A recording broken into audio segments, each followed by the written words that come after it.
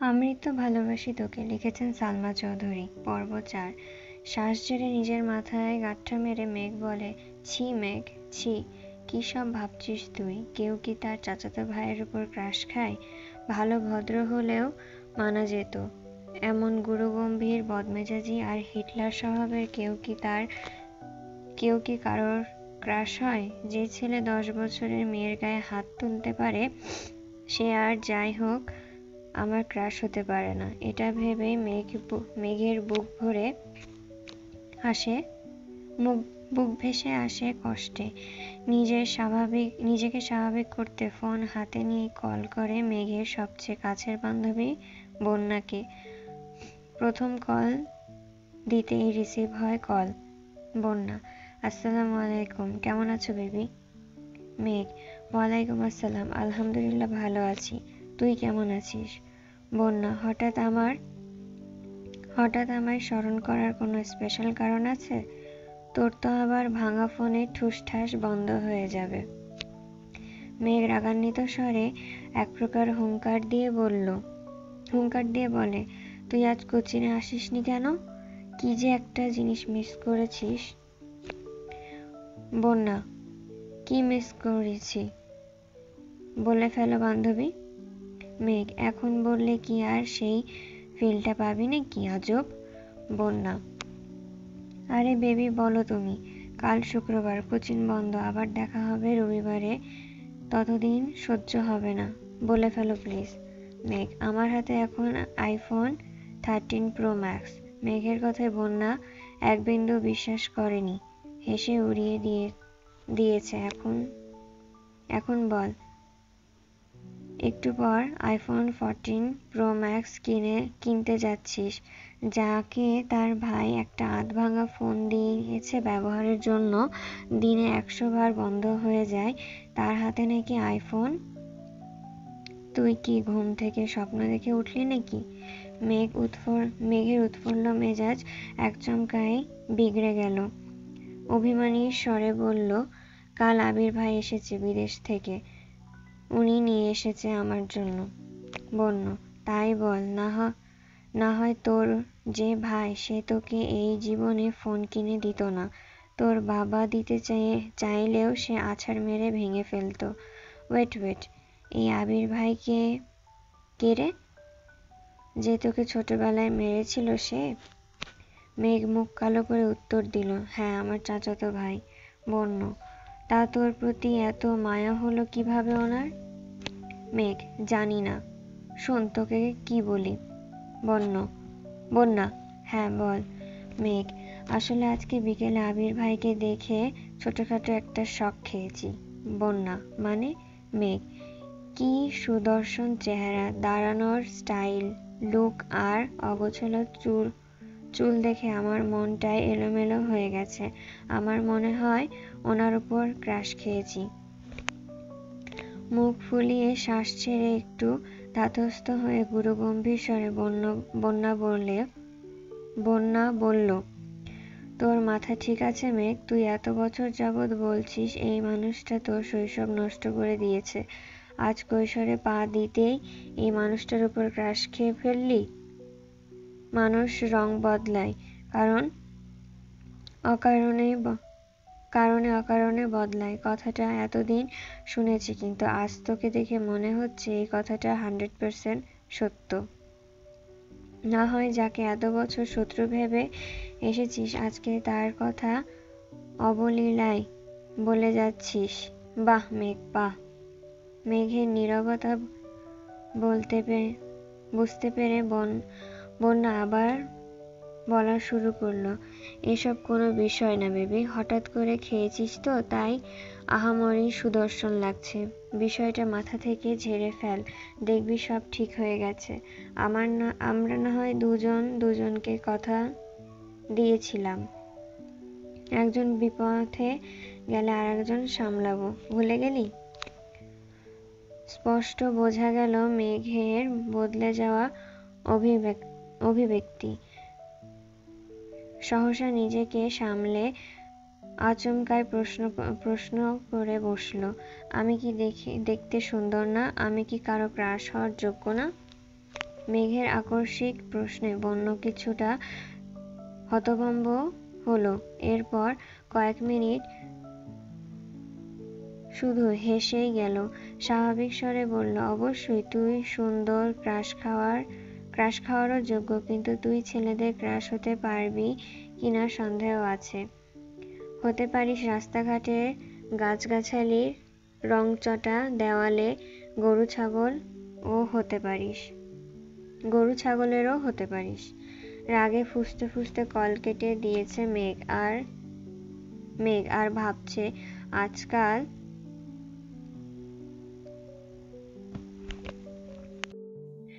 আজকাল সান্ত্বনা নিতে চাইলেও মানুষ মজা নেয়।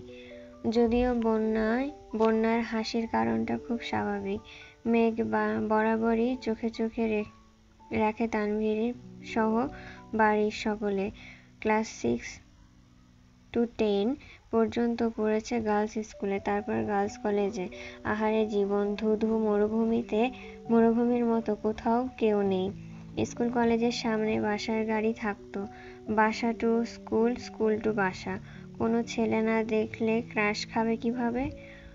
বোধশক্তি হওয়ার পর মেঘ মনে হয় 2-3 বার বিয়ে খেয়েছে কাজিনদের, যাকে বলে নামে বিয়ে খাওয়া। তানভীরের ভয়ে বিয়ে বাড়ির এক কোনায় বসে থাকতো মেঘ। ভাইয়ের কড়া শাসন ছিল, ঘর থেকে বের হতে পারবে না। বরযাত্রী আসলে তো আরোই না, ঘরের ভেতরেই তাদের জন্য খাবার পাঠানো হতো। তানভীর নিজেই বোনকে খাওয়াতো ইচ্ছে মতো। তারপর বিয়ে শেষ হলে মা বোনকে নিয়ে চলে আসতো। গায়ে হলুদে নাচ গান গাওয়া, এমনকি মেহেদিও দিতে পারেনি কখনো। এই কষ্টে এখন মেঘ আর কারোর বিয়েতে যায় না। এতে তানভীর মনে হয় হাঁফ ছেড়ে বেঁচেছে। মেঘের এই সাদা-কালো জীবনের কথা শুনলে বন্যার কোনো পৃথিবীর সব মানুষই হাসবে। জীবনটা তার তেজপাতা হয়ে গেছে। মাঝে মাঝে ভাবে, এই বাড়িতে জন্মানো কি খুবই দরকার ছিল? কয়েকবার বন্যা কল ব্যাক করেছে। নিজের জীবনে হতাশার জন্য মেঘ আর কল রিসিভই করেনি। বান্ধবীকে রাগ দেখিয়ে কি হবে? জীবনে যেখানে যেমন তেমনই হবে। মেঘের বেস্ট ফ্রেন্ড হওয়া খেসারত দিতে হচ্ছে বন্যাকেও। মেঘের সাথে সাথে বন্যাকেও চোখে চোখে রাখে তানভীর। কথায় আছে সঙ্গদোষে লোহা ভাসে। সঙ্গ খারাপ হলে মেঘও খারাপ হবে, তাই সবসময় বন্যার পিছনেও লোক লাগিয়ে রেখেছে। শুধু বন্যা নয়, আরো 2 জন বান্ধবী আছে মেঘের, একজন পাখি আর একজন মায়া। ওদেরকেও নজরে রাখে তানভীর। বোনকে সব দিক থেকে প্রোটেক্ট করাই যেন তার প্রথম এবং প্রধান কাজ। আবির বিকাল থেকে ঘুমাচ্ছে। সন্ধ্যা 7টায় ঘুম ভেঙে আদিব ডাকে। নিচে আবিরের আব্বু ও মেঘের আব্বু বসে আছেন। আবিরের বাইক কেনার কথা শুনে তাড়াতাড়ি বাড়ি এসেছেন আরিফ অফিস থেকে। আবির ঘুম থেকে উঠে চোখে মুখে পানি দিয়ে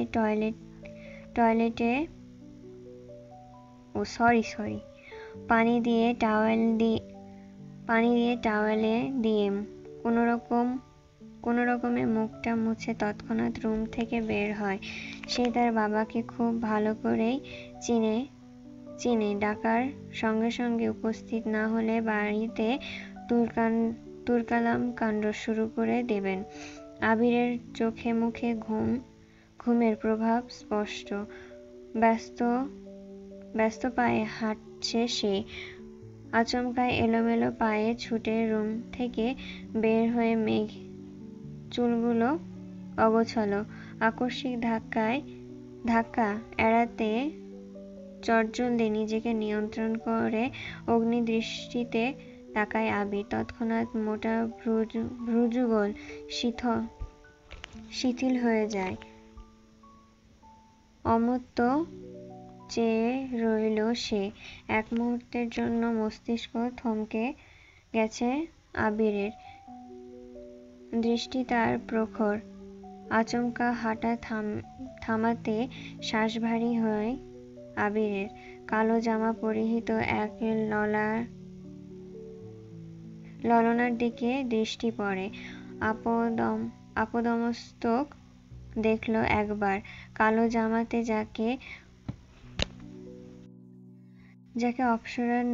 অপ্সরার ন্যায় লাগছে। এলোমেলো চুলগুলো তার কোমর ছাড়িয়েছে। চুল দেখে মনে হয় জীবনানন্দ দাশের বনলতাকে উদ্দেশ্য করে লেখা। চুল তার কবেকার অন্ধকার বিভীষিকার নিশি। দ্রুতগতি থামাতে গিয়ে মেঘের ছোট দেহ কম্পিত হয়। দৃষ্টি পড়ে 6 ফুট লম্বা মানুষটার বুকে। মেঘ মুখ তুলে তাকায় সে মানুষটার চেহারার পানে। আবিরের চোখে দেখে বিষণ্ণতাভূত নয়নে তাকিয়ে আছে মেঘ। পলকও পড়ছে না একটিবার। আবিরের চোখে মুখে ছিটানো পানির ঝাপটা এলোমেলো চুলগুলো থেকে চুয়ে চুয়ে পানি পড়ছে, যা তার পরনের সাদা শার্টটি অল্প স্বল্প ভিজিয়ে দিচ্ছে। সেদিকে খেয়াল নেই আবিরের। আবির কয়েক সেকেন্ড স্তব্ধ থেকে হঠাৎ চোখ সরিয়ে পুনরায় রুদ্রমূর্তি ধারণ করে সবেগে হাঁটা দেয় সিঁড়ির দিকে। পেছন থেকে অষ্টাদশীর কোমল কণ্ঠ ডাক শুনে থমকে দাঁড়ায় আবির। তবে পেছন তাকানোর প্রয়োজন মনে করেনি সে। মেঘ ভয়ার্থ কণ্ঠে বলে, থ্যাংক ইউ আবির ভাই। আবির শুনল কিনা কে জানে। এক মুহূর্ত দাঁড়িয়ে যথারীতি ব্যস্ত ভঙ্গিতে নিচে নেমে যায়।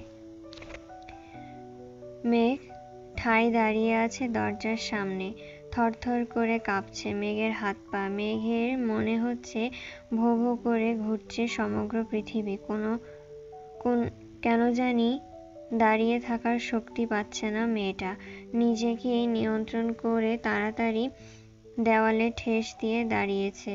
এতগুলো বছর পর আবিরের চোখে চোখ রাখল মেঘ। ভেতরটা ভয়ে আতঙ্কে উঠছে বারবার।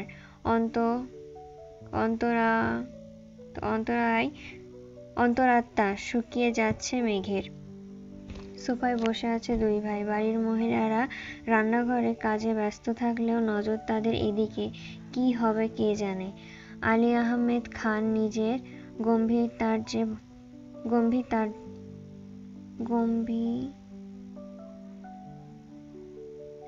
গম্ভীর্যতা বজায় রেখে এক প্রকার হুঙ্কার দিয়ে প্রশ্ন করল, তুমি এ কি বাইক কিনেছ? এই কথায় হুঁশ ফিরে অষ্টাদশীর। কিছুটা স্বাভাবিক হয়ে 2 পা সামনে এগিয়ে বারান্দার সাইডে দাঁড়িয়ে নিচে তাকায় মেঘ। নিচে সোফায় বসা আব্বু আর বড় আব্বু। তাদের থেকে কিছুটা দূরে হাত ভাঁজ করে শটান হয়ে দাঁড়িয়ে আছে আবির। জি, ভাবলেশহীন ভাবে উত্তর দেয় আবির। কিন্তু কেন? পুনরায় হুঙ্কার দেয় তার আব্বু।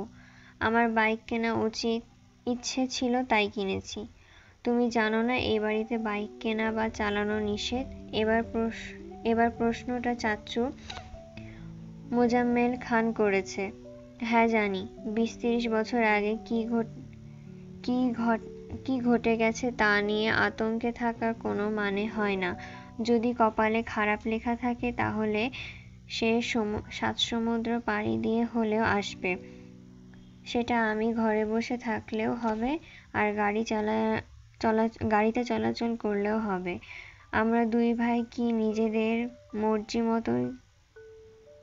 তোমরা দুই ভাই কি তোমাদের মর্জি মতোই চলবে?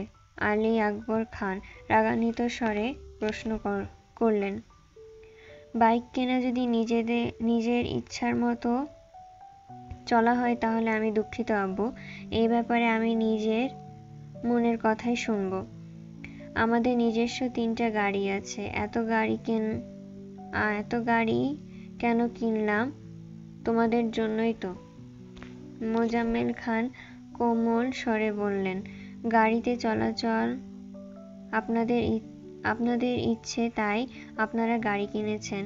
আমার গাড়িতে চলাচল করতে ভালো লাগে না, তাই আমি বাইক কিনেছি। এটা নিয়ে এত কথা বাড়ানোর কি আছে চাচ্চু? তোমাদের বাইক সম্পর্কিত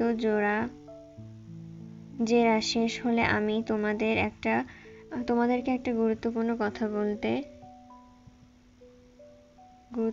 কথা বলার আছে। আবির আব্বুর দিকে তাকিয়ে কথাগুলো বলল।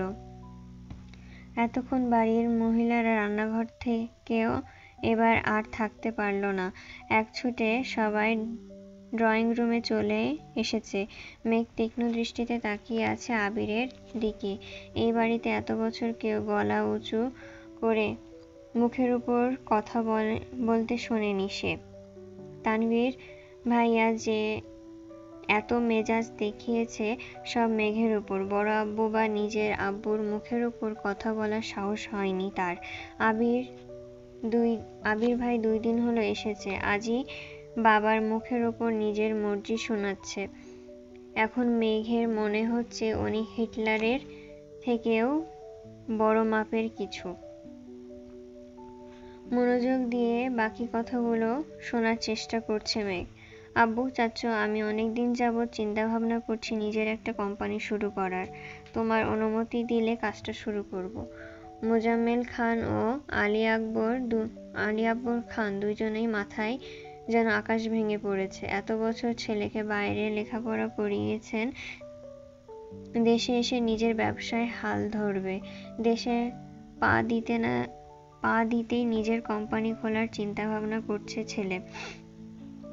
মোজাম্মেল খান চিন্তিত কণ্ঠে বললেন, আমরা তো ভেবেছি তুমি পারিবারিক ব্যবসা এগিয়ে নিয়ে যাবে। আবির কিছু বলার আগে আলী আকবর খান বলে উঠলেন, ঠিক আছে, তুমি পড়াশোনা করে এসেছো, তোমার নিজস্ব মতামতের গুরুত্ব আমরা অবশ্যই দেব। তোমার নতুন কোম্পানি নিয়ে আমাদের কোনো আপত্তি নেই, তবে আমার একটা শর্ত আছে। তুমি আমাদের কোম্পানির সিইও হবে। আগামীকাল শুক্রবার অফিস ছুটি, তাই তুমি শনিবার অফিসে যাবে। তোমাকে অফিসিয়াল সিইও পদ দেওয়া হবে। তারপর তুমি আমাদের অফিস সামলে যদি নতুন কোম্পানি শুরু করে প্রতিষ্ঠিত হতে পারো, তাতে আমাদের কোনো আপত্তি নেই। বেস্ট অফ লাক মাই বয়। আবির যেন আগে থেকেই জানতো এরকম কিছু হবে, তাই তার মধ্যে কোনো পরিবর্তন দেখা গেল না। এতটুকু বলে সোফা থেকে উঠে রুমের দিকে হাঁটা শুরু করলেন আবিরের আব্বু। কয়েক কদম এগিয়ে আবার দাঁড়িয়ে আবিরের দিকে তাকিয়ে রুদ্ধ কণ্ঠে বললেন, আমার কোম্পানি সামলানোর জন্য সারা জীবন থাকবো না। তোমাদেরকেই দায়িত্ব নিতে হবে। তুমি না পারলে তোমার প্রাণপ্রিয় ভাই তানভীরকে বলো রাজনীতি ছেড়ে ব্যবসায় আসতে। তারপর তুমি তোমার মতো নিজের কোম্পানি খুলতে থাকো। আবির চোয়াল শক্ত করে বাবার দিকে তাকিয়ে বলে উঠল, তানভীর রাজনীতি করবে, ওর মাথায় ব্যবসা ঢোকানোর কোনো দরকার নেই। শনিবারই অফিসে আসবো আমি একাই সব দিক সামলাতে পারবো। তোমরা দয়া করে তানভীরকে মুক্তি দাও। নিজের মতো করে রাজনীতিটা করতে দাও ওকে। তোমার শর্ত যেমন আমি মেনে নিয়েছি, তোমাদেরকেও আমার একটা শর্ত মেনে নিতে হবে। সেটা হলো আমি আমার মনের মতো কাজ করব। আমার যখন যেখানে প্রয়োজন হবে নিজের কাজ গুটিয়ে আমি চলে যাব, তখন আমাকে কোনো প্রকার বাধা দিতে পারবে না কেউ। দরকার হলে 2 অফিসের কাজ শেষ করে আমি রাত 12টা বা 2টায় বাসায় ফিরব, এমনকি নাও ফিরতে পারি। এতে তোমাদের যেন মাথা ব্যথা না হয়। একদমে কথাগুলো বলে কোনো দিক না তাকিয়ে দ্রুত পায়ে বাসা থেকে বের হয়ে যায় আবির। আলী আহমেদ খান কয়েক মুহূর্ত দাঁড়িয়ে কোনো কথা না বলে রুমের দিকে হাঁটা দেয়। পিনপতন নীরবতা বাড়িতে। সোফায় বসে আছে মোজাম্মেল খান, কাছেই তিনজা একজন আরেকজনের দিকে তাকাচ্ছে বারবার।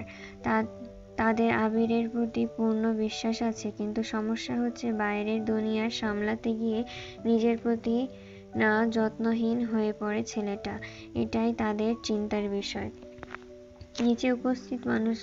নিচে উপস্থিত মানুষগুলোর মধ্যে চিন্তার ছাপ দেখা গেলেও ওপরে দাঁড়িয়ে এক প্রকার বিনোদন উপভোগ করছিল মেঘ। যেই বড় আব্বুর কথার ওপর কারোর কথা চলে না, আজ ওনার সাথে টক্কর দেওয়ার মানুষ এসেছে। বাবা ছেলে কি সত্যটাই না দিচ্ছে, যেমন বাবা তেমন ছেলে, সব ভেবেই হাসি পাচ্ছে মেঘের। হঠাৎ কেউ হাসিটা গায়েব হয়ে মুখটা ভারী হয়ে গেল মেয়েটার, আর ফিসফিসিয়ে বলতে শুরু করলো, নিজে তো হিটলারের সাথে আমার ভাইকেও বড় গুন্ডা বানাতে কি সুন্দর উৎসাহ দিচ্ছে। এত বছর ভাইয়ের জ্বালায় জীবন তেজপাতা, এখন আবার আরেকজনের আবির্ভাব হলো। কপালটাই খারাপ আমার। এখন নিচে যাওয়ার পরিস্থিতি নেই, তাই বিড়বিড় করতে করতে রুমে ঢুকতে যাবে, হঠাৎ চোখ পড়ল আবির ভাইয়ের রুমের দিকে। একরাশ হতাশা নিয়ে রুমে ঢুকে যায় মেঘ। বাবা মাকে ছেড়ে আলাদা রুমে থাকলে খুব স্বাধীনতা পাবে ভেবে নিচতলা থেকে উপরতলায় চলে এসেছিল মেঘ। আবির ভাই বিদেশ যাওয়ার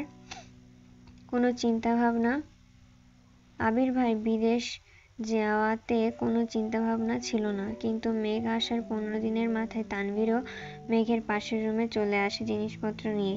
সিঁড়ি দিয়ে সোজা উঠতেই তানভীরের রুম। বোনকে পাহারা দিতেই মূলত এই রুমে আসা।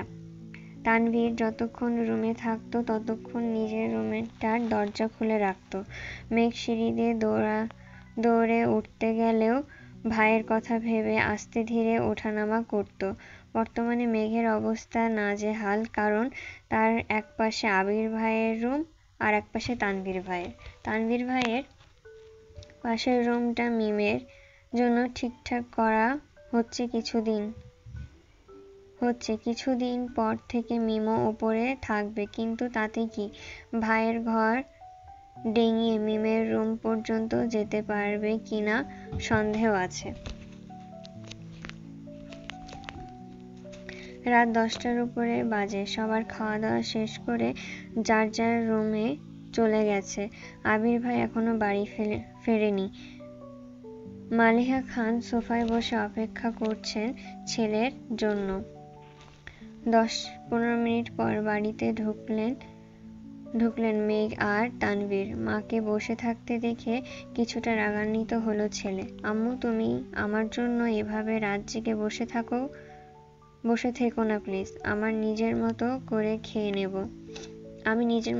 খেয়ে নেব। তোর বউ আসলে আমি আর অপেক্ষা করব না তোর জন্য, সহসা উত্তর দিলেন মালিহা খান। বড় আম্মুর কথা শুনে সশব্দে হেসে উঠল তানভীর। আবির ঘাড় ঘুরিয়ে তাকায় তানভীরের দিকে। সঙ্গে সঙ্গে তানভীর হাসি থামিয়ে ফেলে। নিঃশব্দে হাসছে সে। তানভীর বরাবরই ভীতু প্রকৃতির। বাইরে যতই শক্তপোক্ত থাকুক না কেন, বাবা, চাচা আর ভাইয়ের সামনে সে যেন ভেজা বিড়াল। এতদিন যাবৎ কাজই থাকতো ছেলেটা। 8টা to 9টা থেকে বাড়ি এসে সবার সাথে খেতে বসতো, কিন্তু আবির ফিরতে টাইম শিডিউলে কিছুটা পরিবর্তন হয়েছে ছেলেটার।